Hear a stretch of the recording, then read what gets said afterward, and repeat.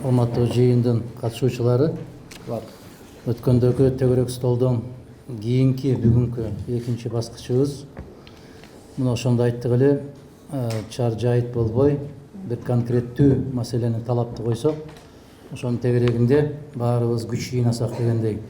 Бүгүнкү көтөрүлүп аткан негизинен 3 чоң маселе болуп атат. Үчөө тең актуалдуу, өтө маанилүү, керектүү болгондо да мыйзамдын долбоору жогорку кеңешке киргизилген экен. Каралар алдында туруптур.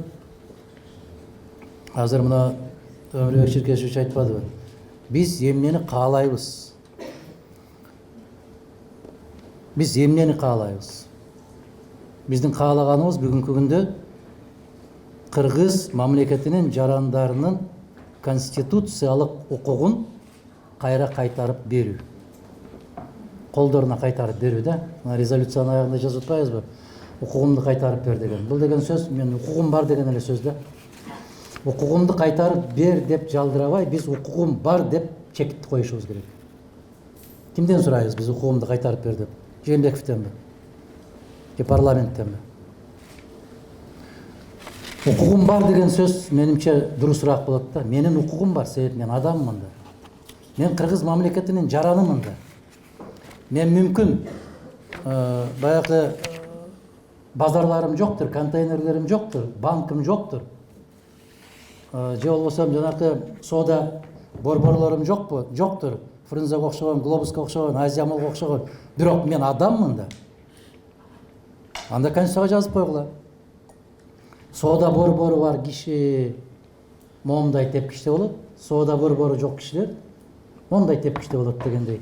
Биз конкреттүү койгон болсок, менин укугум бар деген ачык кыйкырык чыгат ушул жерде. Мен адамдык, жарандык укугум бар деген сөз. Талкуу кылып аткан маселеге айтылган ойлорду мен толугу менен колдоо менен бирге ким ишке ашырат ушуну? Конституциялык укугубуз бар. Эки маселе бар да. Биринчи, конституциялык укукту ким ишке ашырат? Экинчиден, кыргыз жарандары садаган кетейиндер өзүңөр ошол конституциялык укукту колдонгонго макулсуңарбы? Каалайсыңарбы ошону? Укукту макул бердик, мыйзам менен жазып бердик. Бирок сен каалайсыңбы ошол укукту колдонгонду? Сен шайлоого барасыңбы? Сен мамлекеттин келечегине кайдыгер болбойсуңбу? Сен Кыргызстандагы болуп аткан коррупциялык схемаларга, Кыргызстандагы болуп аткан башаламандыктарга, мыйзамсыздыктарга каршы тура аласыңбы айланайын? Сенин добушуңду сатып алганга каршы тура аласыңбы? Сени киши катары эсептебей койгонго макулсуңбу?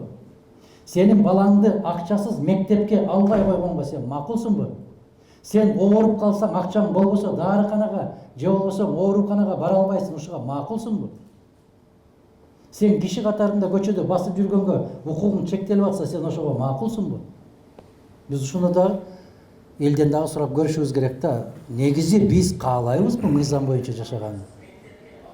Дегендей маселени элге бир кененирээк жеткириш үчүн тилекке каршы ушул парламенттик угууну өткөргөн болсо, мына ушул маселе кененирээк чагылдырылмак. Тилекке каршы элдин эсебинен акча жеп отурган КТРым дагы, ЛТРым дагы эл душманы катарында муну түк чагылдырбайт. Тескерисинче бир нерсеге оронуп алып жүгүрүп жүргөндөрдү көбүрөөк көрсөтөт ошону. Биз мамлекетти жоготуп алуу үчүн жасап аткан иш-аракеттерди кол чаап, ушу колдоп турганга аябай көнүп алдык. Мамлекетти жоготуу, мамлекетти жок кылуу планы менен иштеп аткан бир топтун кызыкчылыгы үчүн иштеп аткан сыяктуу көрүнөт. Биздин мамлекеттик телерадио компаниялар. Мына сыртта жүргөн биздин жарандарды, алардын да конституциялык укугу бар. Алардын 2 жолу укугу бузулду. Кайсы? Кыргыз Республикасынын жараны Кыргыз Республикасында эмгектенүүгө укуктуу. Туура ишенбейсиңби? Ал укуктан ажыратты. Иштей албайсың деди, иштебейсиң, себеп иштей турган жериң жок деди.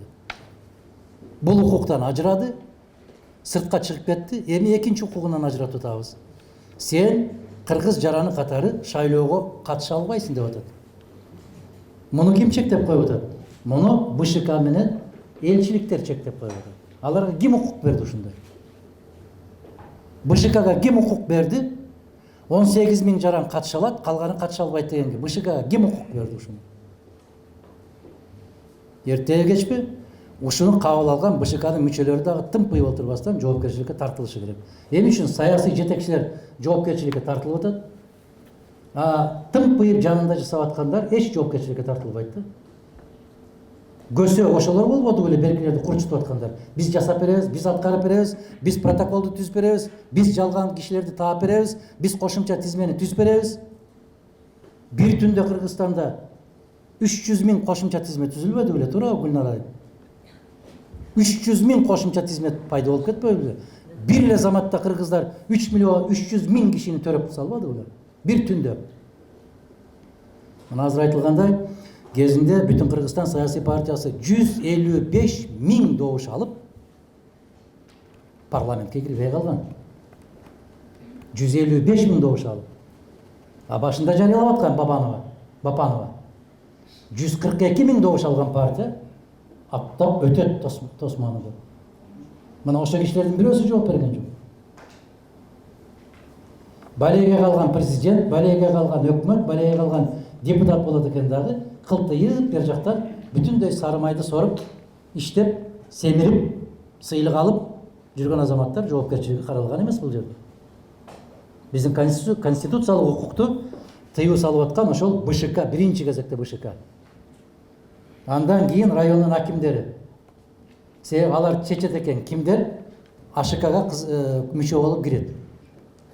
Андан кийинки биздин конституциялык укуктарды элчилик чечет экен.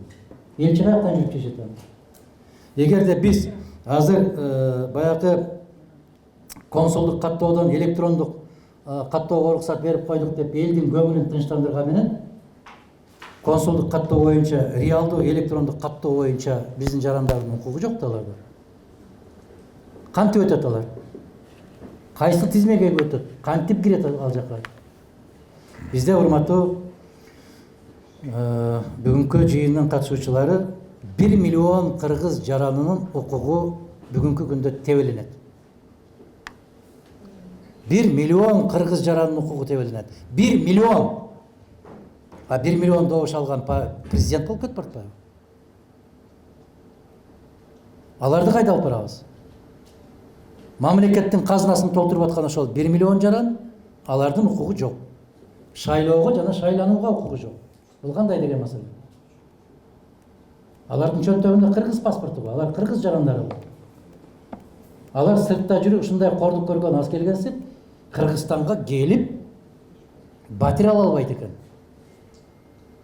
Айланайын жөөттөр дүйнө жүзү боюнча кичинекей биздин Чүй областындай болгон жери бар Израилге бүтүн дүйнөдөн жыйнап атпайбы?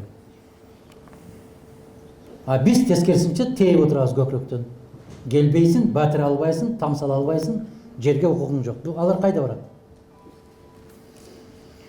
Ошол шайлоо кодексине өзгөртүүлөр киргизилип атканда, урматтуу кесиптештер, ошол электрондук каттоонун, электрондук добуш берүүнүн өткөндө биз кулак салбай койдук, урматтуу коллегалар, Smartmatic компаниясынын сунушу аябагандай сонун сунуш эле. Керемет сунуш эле. Эгерде парламенттик угуу уюштуруп, ошол Smartmatic компаниясын алып келип, бир эле мондай болгон бир кутуча экен, ошону көтөрүп барып туруп, ар бир жерге коюп койсоң, биринчиден кагаздын кереги жок экен. Ага бюллетень басып отуруунун кажети жок. Кагаз үнөмдөлөт экен. Экинчиден, ал жерге барып текшерүүнүн кажети жок экен. Бир басып койсоң, ал каттоодон өтсөң, сен Кеминден өтөсүңбү, Кадамжайдан өтөсүңбү, Бишкектен өтөсүңбү, кайдан өтсөң, экинчи жолу бассаң, ошол чыйылдап киши эмес, аппарат сени кабыл албай коет экен. Экинчи жолу добуш бербей койгону. Биз эмнеге ушул маселени көтөрбөй атабыз, койбой атабыз? Мага мисалы ошол компания, ошонун аппараты аябай жакты. Эмне үчүн дүйнөдө монголдор менен биз гана колдонгон Корейдин кара жашыгына мынчалык жабыштык биз? Демек, ниетибиз түз эмес. Жана Өмүрбек Чиркешевич айткандай, 1000 жолу БШКнын мөөрүн басып, шайлоо ушундай өттү деп жарыя салсын, кыргыз жарандары ишенбейт. Ишенбегенден кийин чатактын бүт баарын башат ошол жерде болот. Эң чоң күч ишеним да. Москвага 27 чакырым калып, ошол бомбалары жарылып аткан мезгилде дагы эмне үчүн СССР утуп алды? Себеп ишенди да. Сталин Москвадан кетпек деп. Сталин Москвада отурса, демек жеңиш биз тарапта болот деп ишеним артты да. Бүгүнкү күндө биз алдын ала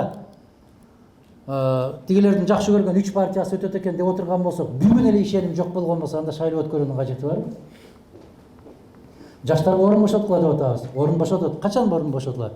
Ошол чөнтөгү дөңдөр 9%дан жерге түшүп, элге журтка таамилдеп жигиттерге, кыздарга мүмкүнчүлүк берип койгондо анан кийин чыгат жаштар. Мына Ишенбай Дүйшөнбиевич, менимче кыргыз жаңы тарыхында жападан жалгыз мисал болсо керек. Ооруканада ооруп жатып, нарынга буту басып барбай туруп, депутаттык мандат утуп алган. Эсиңерде? Ооруканадан чыкпай жатып утуп алды. Мандатты алып келип өзү эл тапшырып кетти. Эмне үчүн? Ишеним болгон. Бул эбегейсиз чоң күч. Аябай чоң күч. Бүгүнкү күндө ошол ишенимди кайтарышыбыз керек. Соңунда сүйлөй айтайын. Мына биз баарыбыз, жана Исхак Абсаматович айтты, мен сиздердин баягы басымыңыздарга муктаж эмес, сиздер менен биргемин деп, ошону биз баарыбыз чогуу кылып парламенттик угууга талап кылсак. Парламенттик угууну талап кылып, бүгүн ошондой кайрылуу жасасак, бир күн кечке, себеби биз Өмүрбек Ширкешевич, Ишенбай Дүйшөнбиевич 95-жылдан 2000-жылга чейин Кудайдын куттуу күнү эле парламенттик угуу жасайт элекпиз. Кудайдын куттуу күнү парламенттик угуу деген болот эле. Түнкү саат 2-де бүтөт элек, туурабы? Түнкү саат 2-де. Азыркы депутаттар уялып 2 саат иштегенден башка иштебейт экен. Эгерде бизге стабилдүүлүк керек болсо, бизге жогорку кеңешке, ооба, сыртта суук болсо туура иштесе да болот. Темир Аргенбаевич, туура. Уялбай эле бир күн парламенттик угууну жасайлычы. Таңертеңден кечке чейин жасайлычы, саат 9-дан баштап кечки саат 5-ке чейин. Эмне үчүн? Бүгүнкү күндө Кыргызстанга аба менен суудай керек болуп аткан маселе бул туруктуулук. Туруктуулуктун башаты мына ушул жерден башталат. Ансыз самолет менен учуп барасыңбы, жөө келесиңби аэропорттон бери карай туруксуздукту камсыз кыла албайт. Мен ушул талапты коёр элем. Мына резолюциянын аягында дагы бир жолу карап көрүп, жанагы айтылган сөздөргө менимче редакциялык комиссия түзүшүбүз керек да аягында, ошону кабыл алсак. Рахмат.